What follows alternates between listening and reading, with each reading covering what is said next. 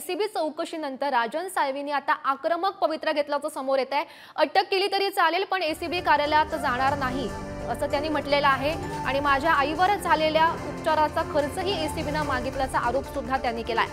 आपण महत्त्वाची अशी बातमी पाहतोय, रत्नागिरीमधून ज्या ठिकाणी एसीबी चौकशीनंतर राजन साळवींचा आक्रमक पवित्रा आपल्याला पाहायला मिळतोय।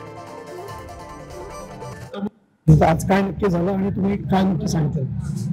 गेले 1.5 वर्ष अँटी करप्शन ब्युरोच्या कार्यालयाच्या माध्यमातून आम्हाला बोलवलं जातंय। पुन्हा एकदा आज आम्हाला ठिकाणी बोलवलं होतं। त्या ठिकाणी माझ्यासोबत माझे भाऊ, माझा पुतण्या, माझा संपूर्ण परिवार मंडळी इथे आली होती। आम्ही कार्यालयामध्ये गेलो। आतापर्यंत जी माहिती दिली त्यातून काही माहिती राहिली होती, उदाहरणार्थ काय वाहनांची माहिती राहिली होती, ते कागदपत्र राहिले होते। गेली 10 वर्ष माझी आई आजारी होती।